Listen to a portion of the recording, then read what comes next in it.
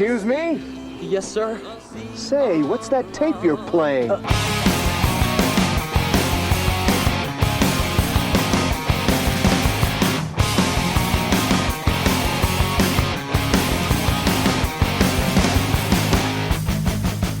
What's up, posers, and welcome to the Guest List. I am your host, Justin Hensley, and this is the show where I invite guests on to make lists. It's been a minute since I've done one of these. I recorded these around moving and all that fun stuff, and I've had this one on the back burner for a minute. I've been ready to record it and talk to him, but I was super stoked to do this one, and that's partly why I was waiting, because it was taking an effort to get it scheduled. So today we are talking to Chris of the band Hedge, as well as previously of the band The Young Leaves. Excellent, excellent band. They just released their new EP, Freeze Frame High Five, earlier this year, 2026. And the band previously released their debut full-length album in 2024 called Better Days. And I highly recommend you check both of those records out. I had Chris on, and he chose the obscure/lesser-known bands prompt that I gave him. So most of these I had not heard of before or never listened to before, so I was really excited to dig into all of these. That's one of the benefits of doing this show, is I get to listen to stuff that I wouldn't have chosen for myself to discuss. So very much looking forward to hearing more from the bands that he brings up on this episode. We're going heavy on the 90s, but we do have some 2000s in here as well. But some big crunchy guitars. If that's your thing, then you're going to like the picks that Chris put together for us. I'm a big fan of Chris' music. I've been listening to him for a long time now, and I was really excited to talk to him. So I'm so happy we got this together and we were able to do this. So reinvigorating my love of this show, the Guest List. So can't wait to get more lined up and talk to some more people. But if you enjoyed this, please check out Hedge's music. You can check them out on social media and Instagram. You can stream them on Bandcamp and most of the streaming sites out there. Please check them out. Enjoy this conversation with Chris. It is super fun. I'm so glad that I got to talk to him. Thank you so much, and enjoy the show. I hope you hate it. Listen to the station on a beach vacation, playing down a sub-BT and Daniel and go. Haven't finished grade school, friends won't think that it's cool. Double A's who up in some cheap shit phones. Hey dude, hey man, hey hey, are you listening? Hey dude, hey man, hey hey, are you listening? Hey dude, hey man, hey hey, are you listening? Hey dude, hey man, old friend, older gray larger, like to think we're smarter. All right, today we are sitting here with Chris of the band Hedge, a Worcester, Mass punk rock, indie rock band that I think everyone should be listening to. You heard a little clip going into this interview portion here, but Chris, welcome to the show. Thank you for having me. Appreciate it. Yeah, a little bit of back and forth to get it scheduled, but I'm glad we were able to schedule this because I'm really looking forward to talking to you. I've been aware of your music for a while now. I learned of the Young Leaves, I guess, while the band was still active. So that's been a while since that that band's been around. Wow. Yeah. My introduction to you was a friend of mine went and saw you play in Asheville at a club called The Odd, is what's called now. And I think you played with our friend's band, Old Flings, who are an Asheville band. And maybe I looked it up and I saw that like Hold Tight maybe played that, as well as maybe even the Fake Boys, which I thought was kind of wild too. I mean, Old Flings definitely. What was it? Matt Evans or Jordan? Yeah. Or it would have been two both guys of them. that I know. Yeah. They're the best. Oh yeah, so cool. Like Old Flings, I've always talked about as like one of my all-time favorite bands, and it just helps that I knew them as well too. But such a great band, and learning about your music through Old Flings, I was like, oh, this is kind of in the same kind of like ballpark of like eras of styles of music that you draw influence from. So very cool. I've enjoyed all the Young Leaves records, and then when I learned about Hedge becoming a new band, it's funnily, I think I didn't know you were in the band until I listened to it, and then I was like, that guy sounds familiar, and like I went and like looked up who was in the band. I was like, holy shit, it's Chris from the Young Leaves. So that's awesome. I was just excited to see that you picked up a few years later making new music. So. Yeah, no, that's awesome. Yeah, I love Old Flings. And are you in North Carolina nowadays? I am. Yeah, I'm about an hour east of Asheville, which is where that show would have been. So yeah.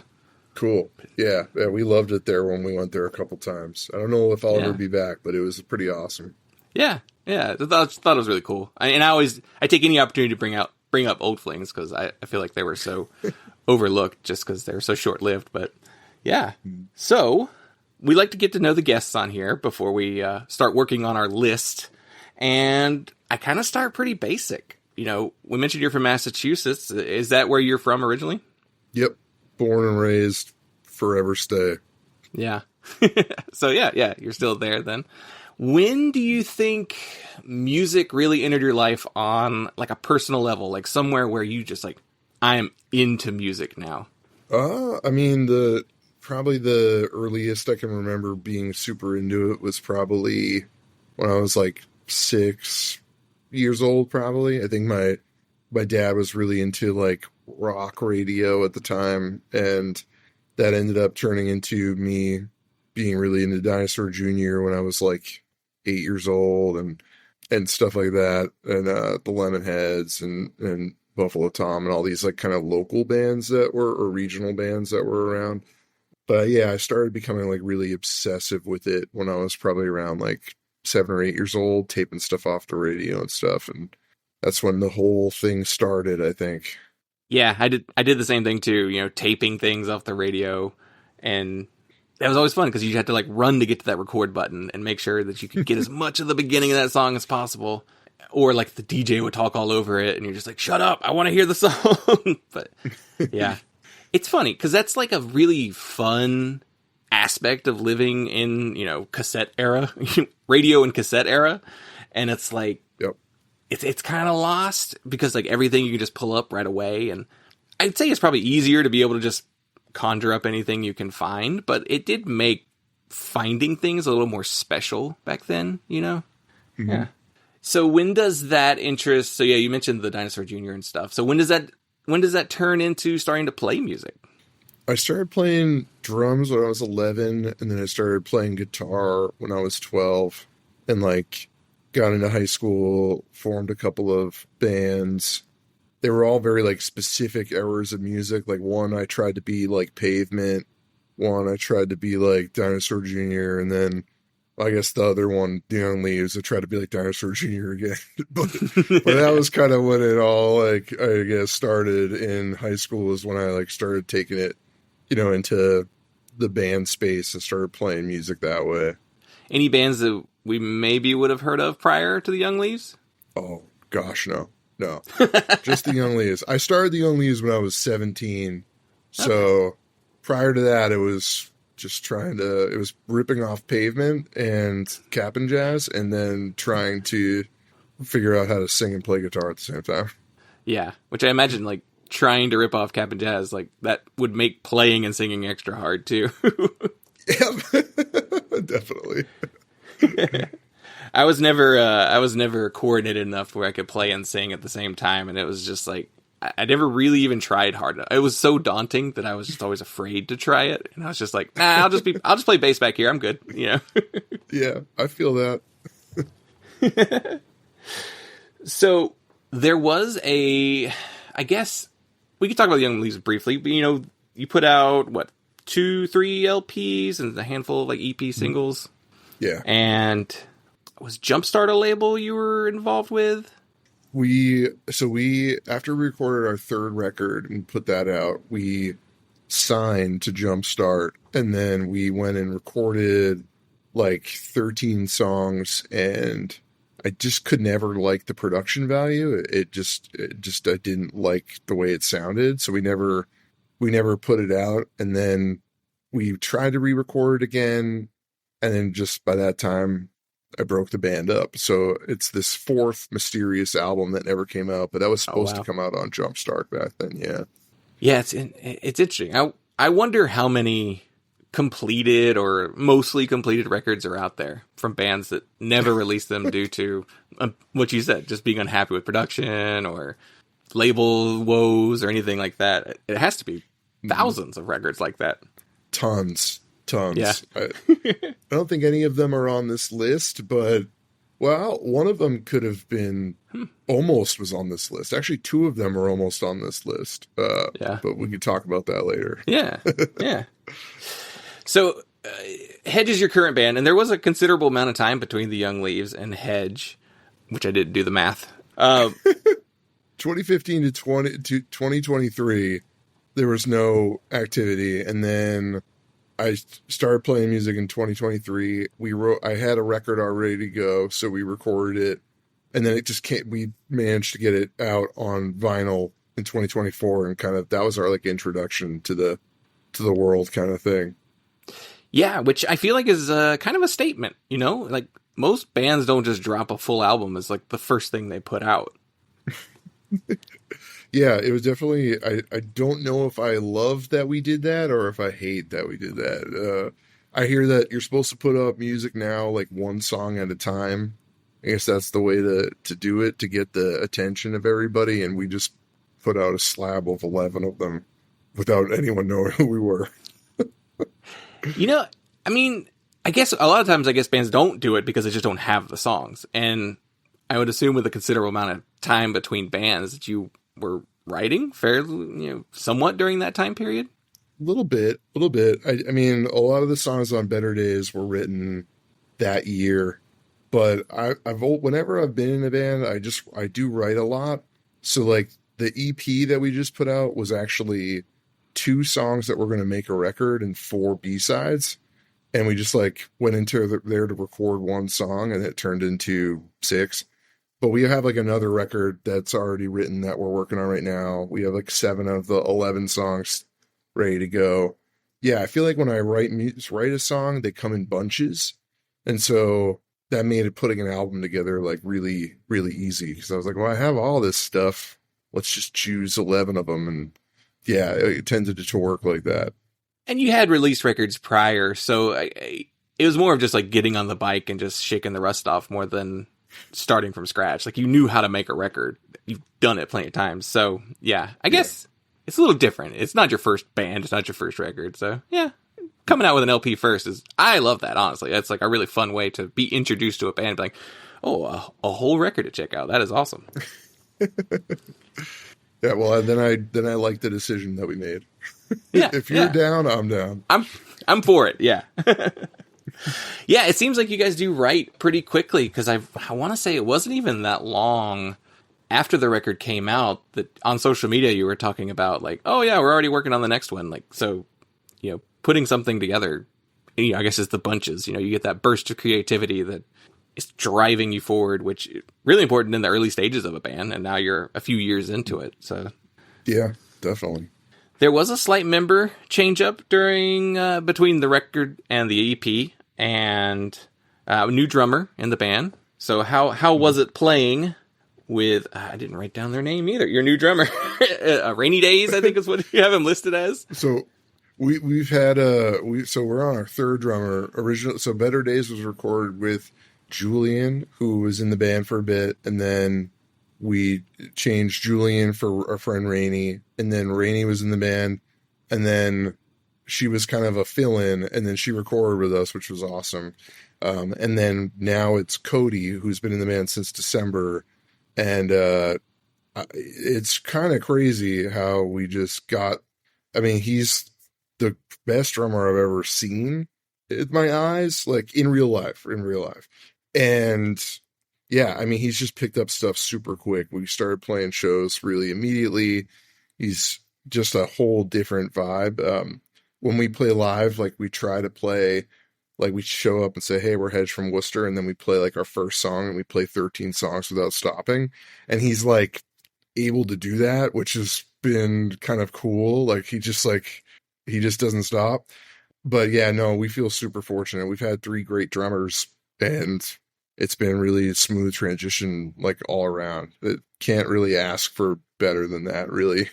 Yeah, and the drummer is like the hardest one to find for a band too, because it's like they're all taken. They've all been in like, oh yeah, I got 12 bands I used to be in, and I'm in 3 now. So it's always tough to find one. And you found 3 in like a short time period. So that's pretty amazing. Yep, very fortunate.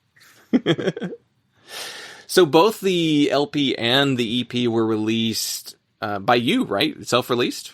The first record was released by Bloated Cat Records Correct. out of Iowa and Midnight Werewolf out of Boston. And then this last EP was released by Best Brother in Boston-ish area too. Yeah. It's we kind of have a limited time we can talk, so I was doing a little bit more of a truncated interview than I normally like to do. But I highly recommend people check out Hedge. You know, this band is phenomenal. You know, you've got the chops already from years of playing in other bands, and I highly recommend everyone listen to them. If we want to get your stuff online, what do you think? Bandcamp's probably the best way, or the labels directly? Yeah. Bandcamp's the best for sure. Or if you're in the Massachusetts area, I assume we can see Hedge live somewhere. Yes. Come to a show. We're all about that. Awesome. Well, let's get into the list making portion. So whenever I have guests on, I tend to give them a few different prompt options. And the one that you went with is the obscure / lesser known albums. And everyone kind of has their own definition of what that could mean. And it's pretty loose too. You know, some of these bands I would say classify as very obscure to on the more like, oh, that band was on a label you've heard of. You know, like that level of, or this band's got a member from another one that you may have heard of that band, but maybe not the side project. So this is I feel like the prompt that has the most promise when I give it to guests, because that's where people can be like, oh, here's my these are my weirdo picks that, like, if I just told somebody I was listening to this, they'd be like, who? What? So I'm really excited to talk about some of these, because I did a little bit of a, who's that? I don't know that one whenever I got the list. So we can go in any order that you want to put them in. So where do you want to start with it? So if I had to rank these, so I picked 5.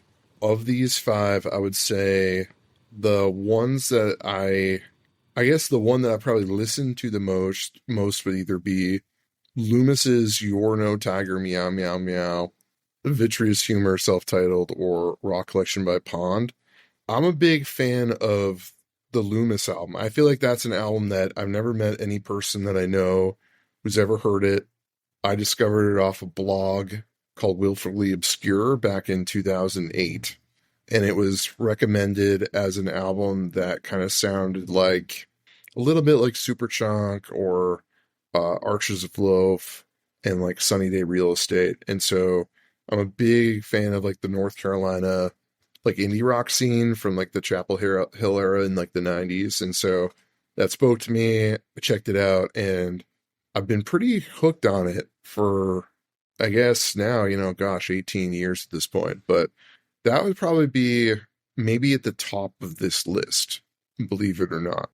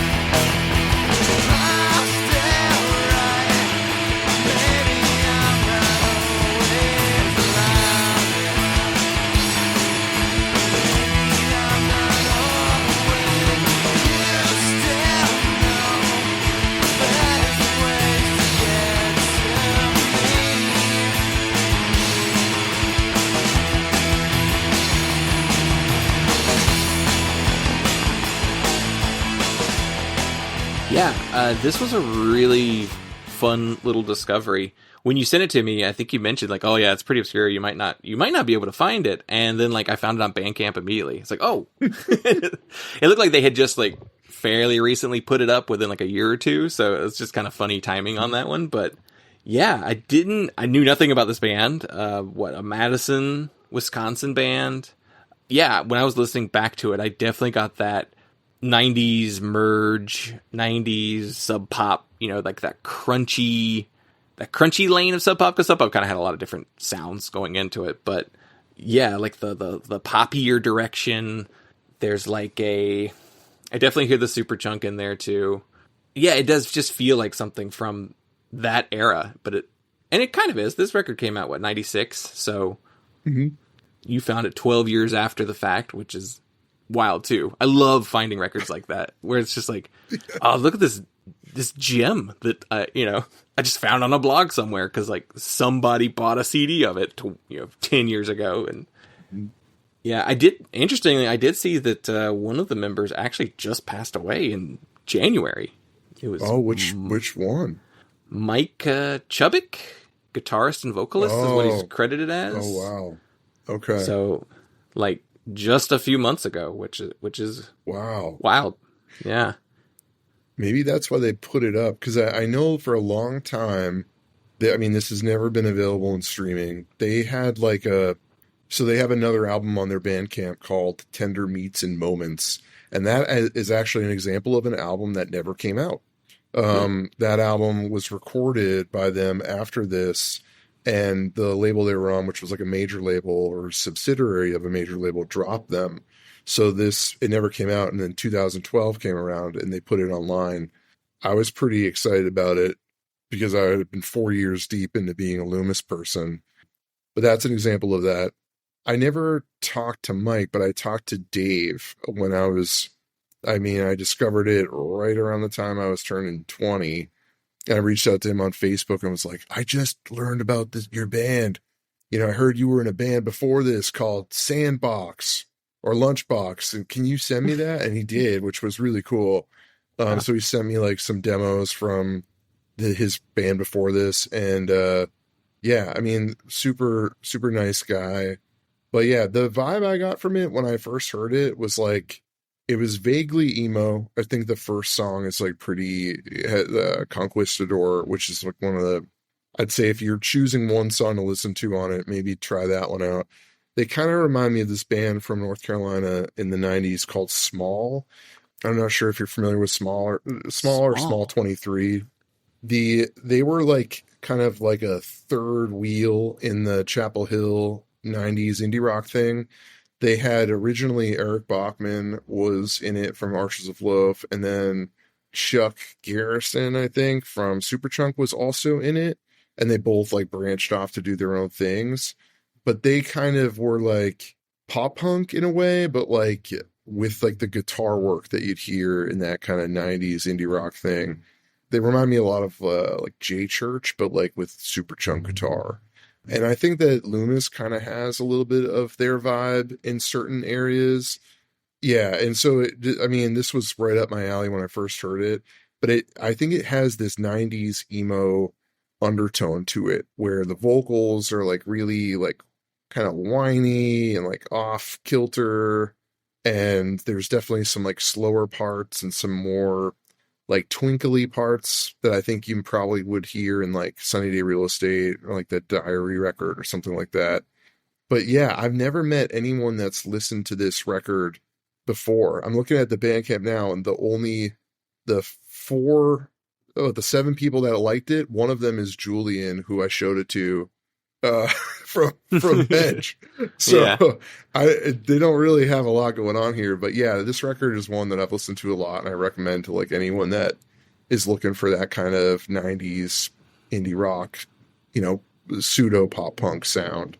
Yeah. It is funny that indie rock, as it kind of became a genre, was initially applied to so many bands that were just like directly inspired by punk music. Like, so the roots of punk, or the roots of indie rock, are punk rock, really, because they just injected a little bit more pop than what was happening in punk in like the early 90s, so it's yeah, I always claim it, I'm always like, indie rock is like, it comes from punk. I also claim alternative music from punk, because it's like punk existed before alternative music was a genre, and everybody who made the first alternative music were listening to punk growing up. So yeah. Yep. I have a huge umbrella for punk, and I give it to like anything. It's like, yeah, it's a punk record, and they're like, is it? It's like, I think it is, but Yeah, they put that record out on Grass, which was like Dutch East India imprint, which that's probably why because I don't think Dutch East India exists anymore.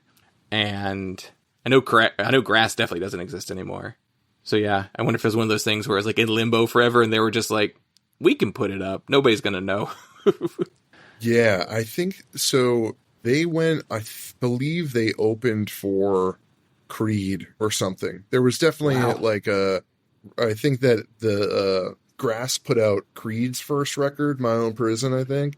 And they were like, Loomis was like slotted in to like be a Creed co-headliner or something. They did not find their audience, messing with Creed, but yeah, Grass apparently dissolved and then they got canned. And then this other album that they recorded never came out. And I think after that, I'm not sure any of them did any other projects, but the last I've spoken to any of them was in 2008. So I don't know. Wow. Yeah, that's cool. And thank you for introducing me to Small, because that's a band that I didn't really know anything about either, because I never really dug into, Superchunk's like my favorite band, but I never dug into like what Chuck did, after he left Superchunk.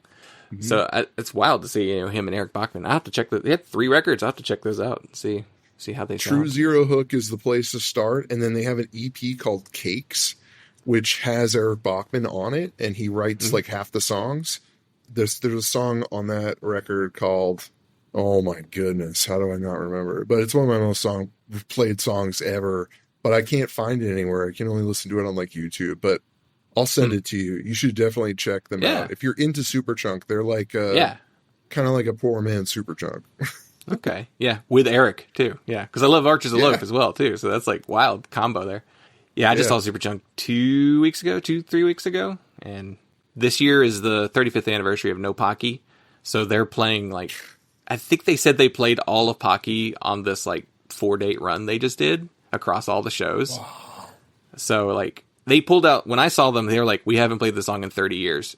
And it was like Cool, which was off of like Tossing Seeds, but I think it must have been like recorded during No Pocky. Yeah. It was wild. It was just like, whoa. And because even Mac didn't know the words to it. He was like, I tried to listen to it a million times to understand the lyrics, and I don't know what I'm saying. And then he cracked a joke on Jim being like, if somebody would have let me put the vocals higher in the mix.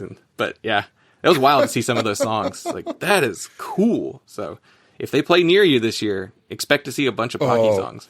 That's actually great to tip me off on that. I have a weird relationship with Superchunk. I love the first, my favorite record of theirs is Foolish, then No Pocky, and then self-titled. Oh, wow. And, and I like, I kind of like Here's Where the Strings Come In. Like, I think that's a pretty good record. But what's the On the Mouth is like the one that everyone's like, dude, you would love that. And I just, for some reason, it doesn't register with me. I don't know what it is. Like, just the songs, I'm like, they're too long and they're not catchy enough. And I feel like I'm in the minority in that opinion. Yeah. That is actually, for the longest time I have said that On the Mouth is my favorite Superchunk record, so that is very funny. It's like the most, out of that run, it's like more aggressive than the others. It feels like it's like faster in a lot of places, but you're right, there are some longer songs. So I mean, depending on the day of the week, my favorite album can change by that band, but yeah, love that band. And yes, my audience has heard me talk about Superchunk enough, so we can move on to let's do the next one here. What do you want to do next? Okay, the next one I would say would be Vitreous Humor, the self-titled EP, which is one that I think more people would know of.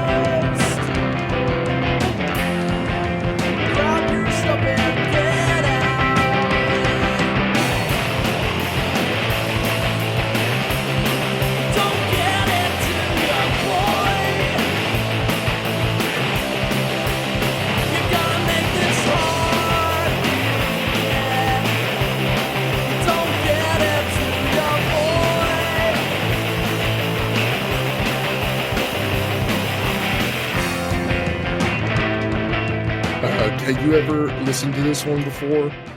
I haven't, no. Actually, everything you sent, I had never listened to before.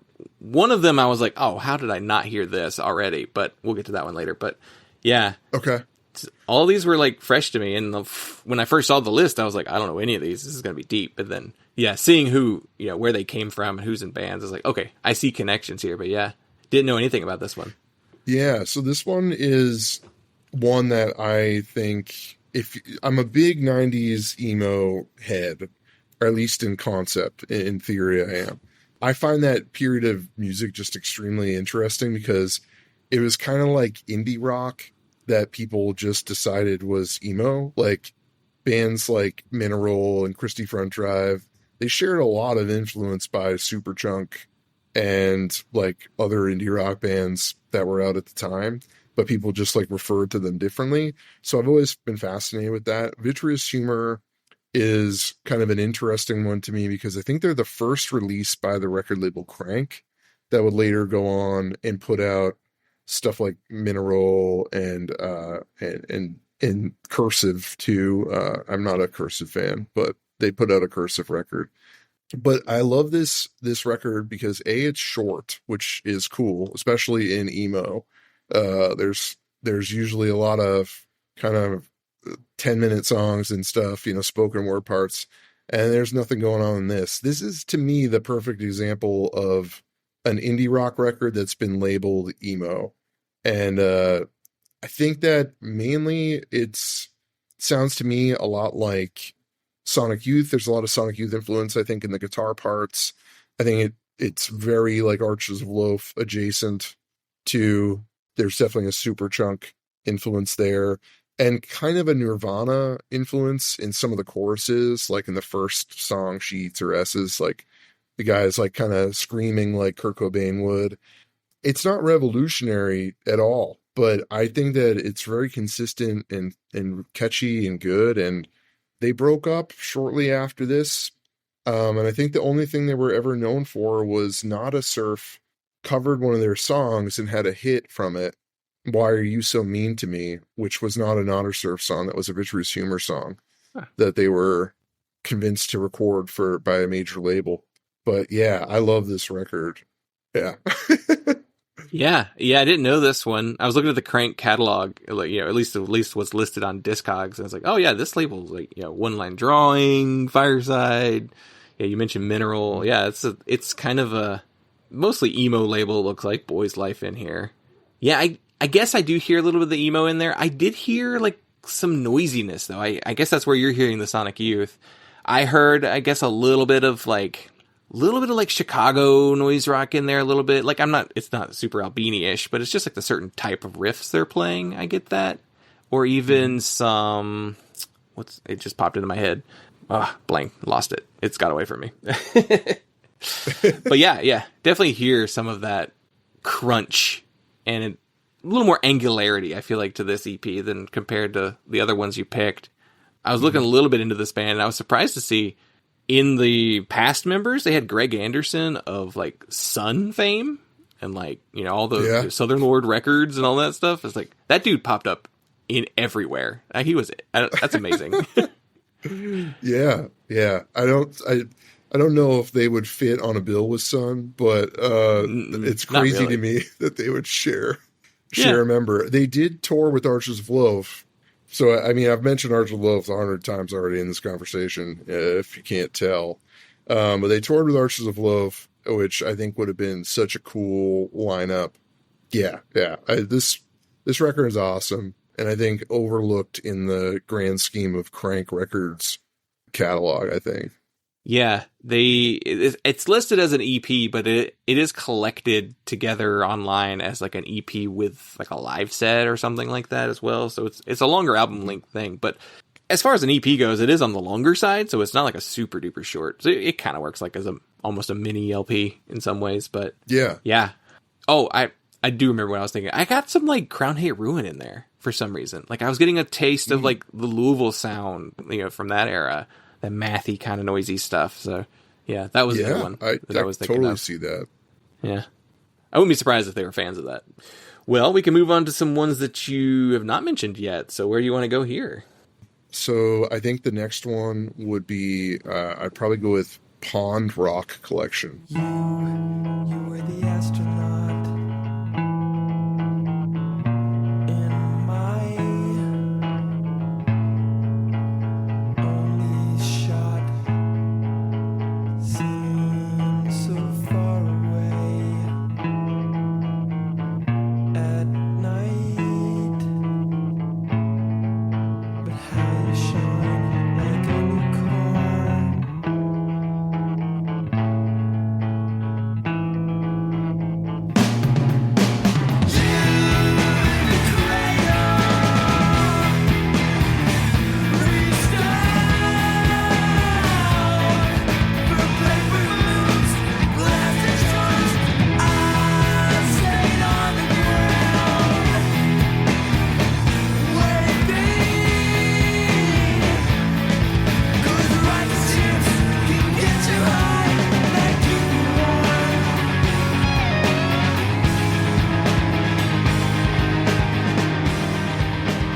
I'm so curious to see if you listened to this and what you thought of it, because I've never met anyone that's listened to Pond, except one time I met someone who's probably 60 years old now, and that was my introduction to them back when I was 14. So, did you listen to the Pond record? I did. I listened to the full album, Rock Collection. Yeah, it was I was surprised to see they were a sub pop band at some point in their career. This record was a different one. This is a major label debut. I think it was on something called Work, which was a weird subsidiary at the time. Yeah, it has in Japan it was released on Sony, so maybe there's some connection there. Sony in Japan. Yeah, and Work everywhere else pretty much. Rock Collection. It is funny you mentioned that you don't know anyone else who's listened to it, and you know those on social media, on Fridays, people would put up the grids of what they listen to for the week, they pull their albums. So I did that in the Discord we have for our show, and it was the week I was prepping and listening to everything. So if you listen to our show and you're in our Discord, usually what we're going to talk about on the show is in one of those grids if I post it, but I posted it, and I have a friend who lives in Portland, and he was like, "I love Pond. They're incredible. I don't know anybody else who listens to them. They're so good." And I was like, "That is wild." So he's probably going to appreciate this conversation a bit. That rules. Okay. Yeah, this what record did you think of Pond? It's I'm not gonna lie, this is probably the toughest record for me to get through out of this batch. It was a little slower than the other ones. And I feel like everything else kind of has a matching kind of speed and tempo, that mid pace to slightly, faster. But this one felt like it was the slowest out of everything that you gave me. It was a little more, it was crunchy. It had, big riffs and stuff like that. But yeah, it took a little more digging for me to get into this one than some of the others. The others were a little more immediate. I see what they're doing here. I like what they're doing here. This one, I was like, what are they doing here? It was more of the question I had. I was like, this is different. And then when I saw the Portland Sub Pop thing, I was like, okay, there's probably more grunge in this DNA than the other options. So it was kind of interesting to look at this, especially since it's their third record too. Yep. Yeah. So I've been a fan of this band since I was 14. This record in particular, their first record that they put out was very, I don't know how to, almost psychedelic grunge. It definitely had some Screaming Trees feel to it, and even a little bit of Soundgarden in it. And I think there probably some Dinosaur Jr. influence there too. And it's it's fine. It's pretty good. Then they put their second record out, and it was weird. Some of the songs are just I don't know, almost sound like weird Ween B-sides. I would never, and I've tried so hard to get into it, but I can't. There's one song on that whole second record that I like. And then they put this out, and this is the record that I think I really like a lot. I think this is a precursor to a lot of the late 90s emo that came out on Vagrant Records. Songs like Scoliosis and probably like Flawed would be another one. The more upbeat ones, I think, have that kind of very like angular guitar over, not like super upbeat, but like somewhat upbeat, mid tempo pop punk in heavy quotes type of vibe to it. And the whiny singing, like the singer, I think is Chris Brady, is probably the most acquired taste on this record. And what's funny is like I've always felt that way. And then I was listening to the Washed Out Emo podcast, and they interviewed the singer of the band Camber, and the guy was like, well, I grew up listening to Pond. Pond was like the biggest influence on me, and named like 3 other bands from that like era. And I was like, I can totally see that. Like there's a Jejune song that sounds a ton like Pond, and so I feel like they have a lot of influence. The big downside on this record is that I would say the 16 songs, that's always the downside. That's just long. Never good. No one needs it. Yeah. No, we don't need 16. And we definitely don't need the last 5. The last 5 record songs they're trash. Like we don't need them. They don't need to be here. It ends on Greyhound, in my opinion. And that's still 11 songs. That's a full album. Yeah. But I think those last like experimental songs are terrible. After this came out, they broke up shortly thereafter, which I'm realizing is the theme on a lot of these records. But the guitarist thought that he had created this like way of playing guitar. He said he had like a trick where he could like make his guitar sound like multiple guitars at the same time. And honestly, I don't think that's true. It just sounds like he's playing slide guitar. And that like the 14th and 15th track are both untitled, and they're just him messing around with that technique. And they went on to both, the guitarist and the bassist went on to both do different bands. One of them ended up being on Vagrant Records called Audio Learning Center, and they had some very slight success in the 2000s. And the other guy did some record that basically was just him messing around with this guitar slide thing. It was like, there was like 2 songs on it, but the rest of it wasn't really music. So yeah, I apologize for putting you through 46 minutes of hit or miss, but I stand by those first 11 songs. I think this record is awesome. And anyone that's into 90s emo and alt rock by way of like indie rock, I would say should just give it a shot, see what they think. Okay, so you saying like those last like 5 songs are just, weren't very good. I'm wondering if that was what I was remembering the most from the record too, because I was just kind of like, this record's long, and what are they doing here? On like, it kind of like the last 5 songs made me feel like that was the whole record, and it's like it's not the whole record. So it was just like a funny like aftertaste, I guess, that it left me. I'll have to listen to like the beginning of it again, like for sure, to refresh myself.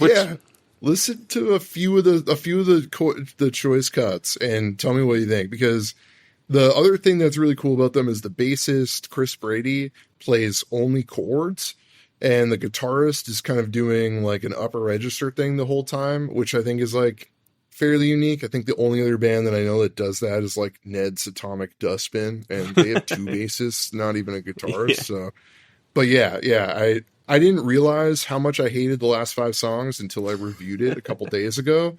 And I was like, oh crap. I thought this was like front to back. And then I realized like, third of the record is like trash. But again, I stand by the first 11. This will be a really weird comp, and you may not hear it, but vocally, the music doesn't sound like this band, but vocally, he reminded me of the lead singer of the band Switchfoot, if you remember that band. They were like the Christian rock band who got like the mainstream deal like in the early 2000s, did that one song, yep, that one. Yeah. It was something about like the texture of his voice that I was just like, he sounds a lot like the guy from Switchfoot. Like the music doesn't sound like it, but it is just funny to be like, that's a weird, it happened to me like every time I listened to it, it jumped out at me, and I was like, that is weird. That's a weird comp to make, and yeah. I don't know. It just popped in my head. I grew up listening to a lot of Christian music too, so that's kind of why. I guess that's why it's baked in there a little bit more so. But Oh, hell yeah. Hell yeah. Yeah, I was forced through a little bit of a Christian music phase too. I don't know Switchfoot well enough though to make that comparison. I was more into MXPX and like Five Iron Frenzy. Oh you yeah, know, all that I stuff. had those. What was yeah, that? I had all those. Yeah. Yeah, it was Did easier you to ever get hear Christian DC albums in. Talk? Oh yeah, I've heard DC Talk. Yeah. Have you heard about the guy in DC Talk? Woo. No. You want to? Woo. The guy, Michael Tate, the black dude with the dreads or braids in his hair in the band. Huge piece of shit. Huge, like sexually assaulting men in Nashville, and it was like one of those like open secret type things where the industry just ignored it forever, and it's like everyone knew. And then he went on to be in the Newsboys. He was like the lead singer of Newsboys quit, so he took over that band and like did a lot of stuff while he was in that band too. It was just like, this guy's the shit. He's horrible, like doing coke all the time, and then they're up. Yeah, and they're up there doing Jesus Freaks on stage with everybody, and he's backstage and like trying to get in some like young guy's pants. I don't even know if some were underage. I hope not. But still, it was not wanted advances. And there's like there's several articles about it that are like very detailed. It's like, oh fuck, he's been doing it for like. Oh, I'm never 20, listening to years. DC Talk again. Then yeah, let's all burn our copies. I can't think of another one. Free at Last. That's when they were still a rap band. But I'll have to listen to Switchfoot because my impression you don't of have the to listen singer. to Switchfoot. Maybe I don't. But I was so interested in knowing what comparison you might make because to this day I struggle. Like I said, I mentioned Soundgarden and like Screaming Trees. Like I think that's a totally bogus comparison. But I don't know what else to really throw out there. And the singer to me sounds like the most nasally awful voice, but I like it. It's like nasally awful. So I'll have to check out Switchfoot to see if they compete. But yeah, this was my like off my slightly different kind of pick that I chose.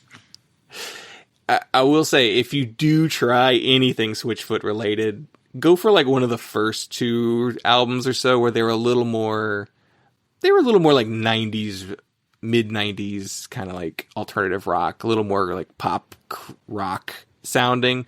Because when they did that single, it was like borderline new metal, kind of butt rocky in some ways. So yeah. Yes. So if you're looking for that, but okay, yeah, thank you. I'll check out the first two Switchfoot albums. I don't really recommend them, but if you're gonna, that's where I would say go. Okay. Well, we have two more we can work with here. So what do you want to go for first? So, Overwhelming Colorfast.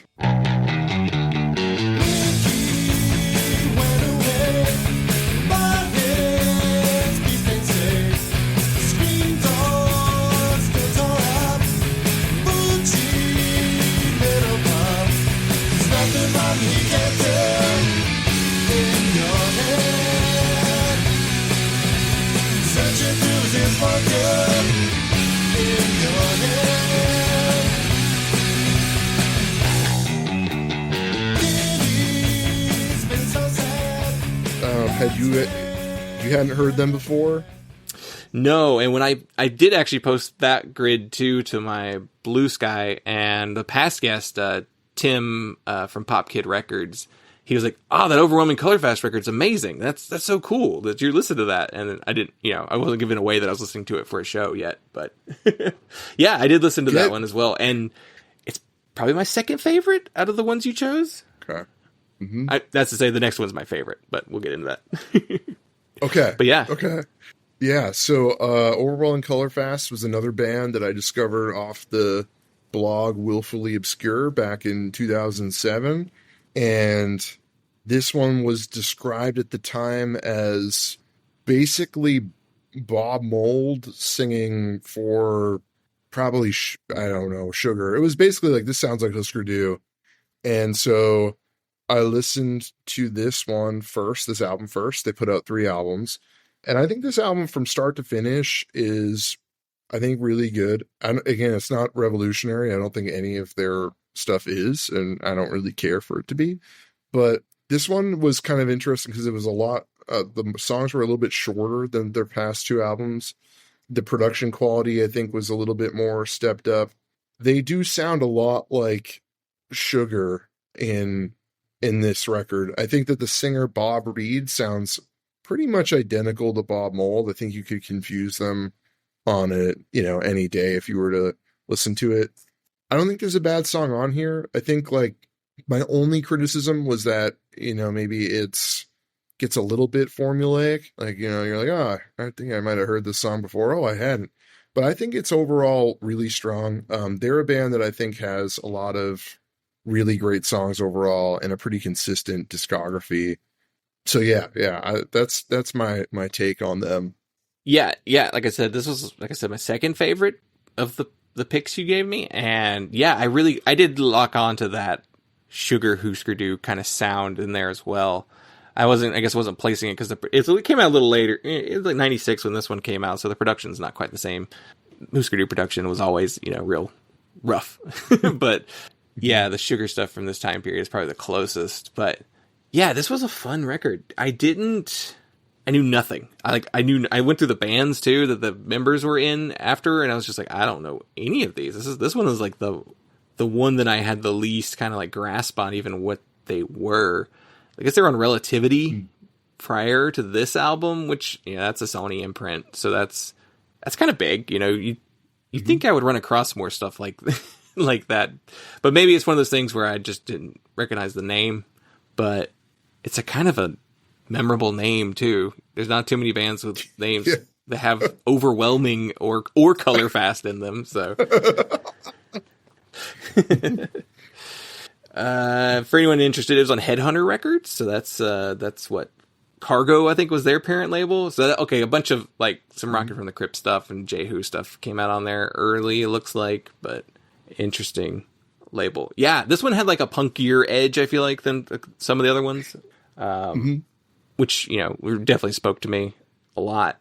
I love like mid-paced, really melodic, but has a crunch to it.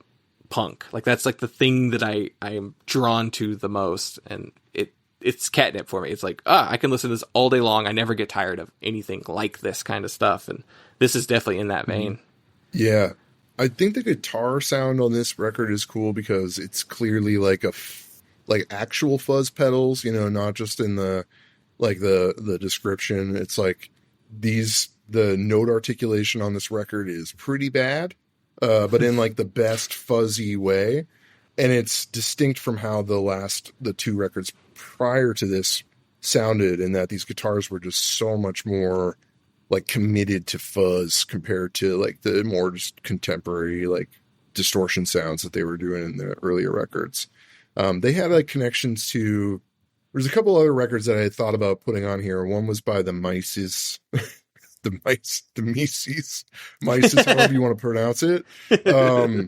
They're affiliated with them, and another band that's very similar to them, to Overall and Colorfast, is the band Fluff. If you haven't heard Fluff or the Mises, I would recommend. It's very similar in vein. Maybe the Mises are closer to Jay Mascis fronting the Replacements, and Fluff is like Husker Du fronting stoner metal band. If you like this, you probably dig those. I thought about doing those too, but I wanted a little more diversity. But I think if someone were to check this out, like 13 Reasons is basically a Bob Mould Sugar song. And I think if you mess with that, probably like the rest of it. But they're like an overlooked band that I just like from the 90s. Like, I like the other two records probably just as much as this one. Well, that's good. Okay, yeah, so that's good to know that like they're all pretty even quality there. So yeah, I definitely will be checking more out from them. And we only have a few minutes left, so let's do our last pick here. Okay. The last one, I'm curious to see what you think of this. So this one is the 101, which was a band that I didn't know existed until a year and a half ago.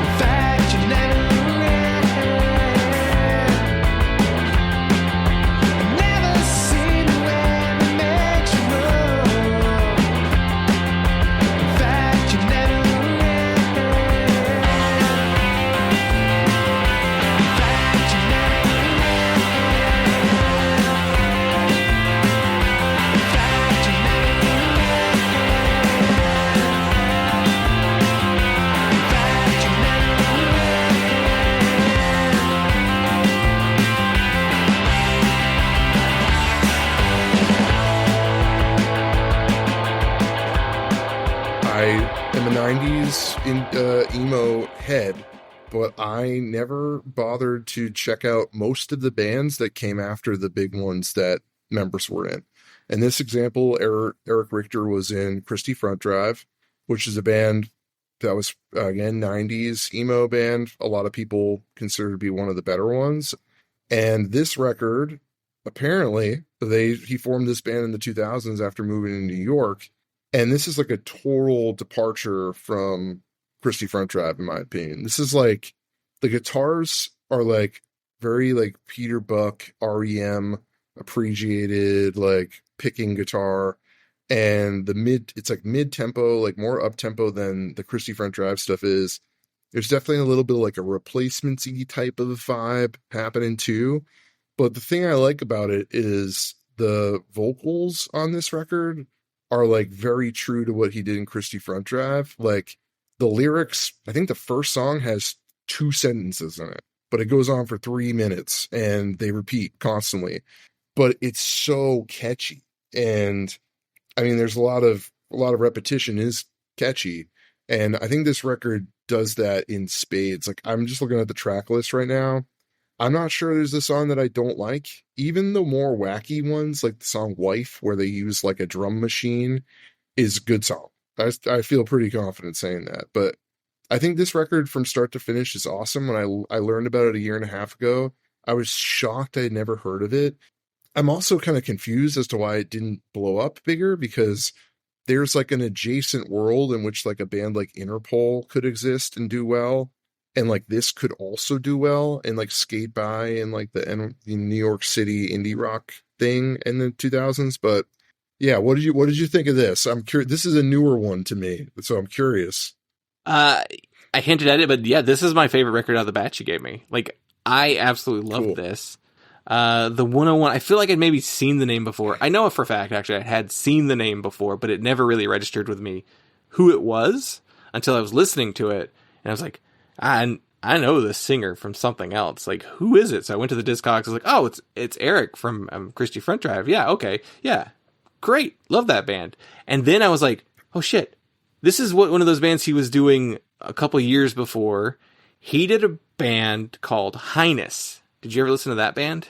They're called Highness? Highness, yeah, like your Highness, like that, yeah. So that was a one-off band that did it on Magic Bullet. It's called Hold is the name of the record. It's one album. It's phenomenal. I love it so much. It's like sweeping in places. Like there's like almost a cinematic feel for the way he like constructs the songs on that band. That band I think had like a bunch of other people in it too. Yeah, like City of Caterpillar people, Page 99 people, Ryan Parrish from Darkest Hour. Like it's a ton of different people, but it doesn't really sound like any of those bands. It sounds closer to what this is or or Christie Front Drive too. But I heard it and I was like, whoa, like I loved that Highness record. Like I like that Highness record more than the Christie Front Drive stuff. So you might like that record too, because it's super phenomenal. Nobody heard it. You know, that's the only record they did. They disappeared. But yeah, this was my favorite record out of everything you gave me, because I just really love that guy's voice and like the music they were putting out here. It definitely felt like it had a little more energy to it than Christie. You know, it wasn't as like slow as some of their songs could be. But yeah, I had a blast listening to this album. And like, it's a name I'd seen, but just never like filed it as to something I should check out later. And I'm glad you put it on here because I loved it. I would never have listened to this band if I had just seen the name. I honestly don't know how I heard it, but when I did, I definitely recognized the voice and it just clicked for me. Is Highness like upbeat in this way, or are they like the slower plodding stuff? I think it's a mix. It kind of kicks off with some energy. The first couple tracks are pretty strong, but they do this like really big riffs, opening riffs, good pace to it, and then they will cut everything out, and then he'll just like sing with only like some slight drumming and some guitar underneath it for a little bit, and then it kind of picks back up. There's a lot of like building in Highness, like up and down. This is probably the more like 101's probably more upbeat than Highness is, but there was a lot of I felt a lot of similarity there too. Okay. I think he's had a bunch of bands too. I think he just like starts new bands all the time, because he did another band after Highness that was really good too. called like Suburbanized or something like that. It was very similar, but it had like that sweeping cinematic feel to it too. But it was slower than the Highness record was, so I didn't get as much into that one. But yeah, I'd say this is probably like Highness is like in the middle of what 101 and Christy Front Driver are doing, maybe. Yeah, he had another band. God, I want to pull this up. He had another band that I tried to check out after this that was similar to this. It might have been Golden City. Yeah, Golden City. If you like this is pretty similar. That was also on Magic Bullet. That was a pretty good record. And then he was in that band Antarctica, which was like post rock, which is just, that's not my cup of tea. I can't. If I can fall asleep, I can't do it. This music's soothing. It's like, well, I don't really listen to music for soothing music. No. Absolutely. You know what's up. Yeah. So if you had to rank the list, what would you rank the list? So I'm imagining Pawns at the bottom. Yeah, I would say Pawns at the bottom, yeah. Number 1, 101. Number 2, Overwhelming Colorfast. And then maybe the Loomis record, 3. And then Vitreous Humor. And yeah, Pond at the last. Yeah. That's kind of where I would sit with these. If I were to do my definitive ranking on them, I think I would probably go, for me, it would probably, now I'm kind of like, you know what? Overall Colorfast, that record is pretty good. You know what? I can't do a definitive review. Yeah. I will say that Pond, you can't count the last 5 songs or else everyone's going to hate it. So just pretend they don't exist. I'll pull one of the fun songs for a clip for a sample there. Awesome. Yeah. Cool. Well, awesome. I think we nailed our deadline. We had to be done by a certain time, and I think it worked out for us. So let's plug Hedge. Where can we get stuff? Where can we follow you? That kind of fun stuff. You can check out all our music on Bandcamp, and you can also follow us on Instagram if you like, Hedge Band MA. And I will include links to that in the show notes so everybody can check that stuff out. And yeah, Chris, thank you. Thank you so much for doing this. Awesome. I know things are kind of hectic for you, but I'm really glad we got together to do this. This was awesome. It was great meeting you. I didn't know the name behind the podcast, so I'm psyched to have met you. And if you ever want to reconnect, let me know. I'd love to join back in sometime. Yeah. I'm looking forward to what else Hedge has coming for us. Definitely want to check that stuff out. And yeah. I'm a fan. Been a fan for a while. So yeah, very cool to get to talk to you. Awesome.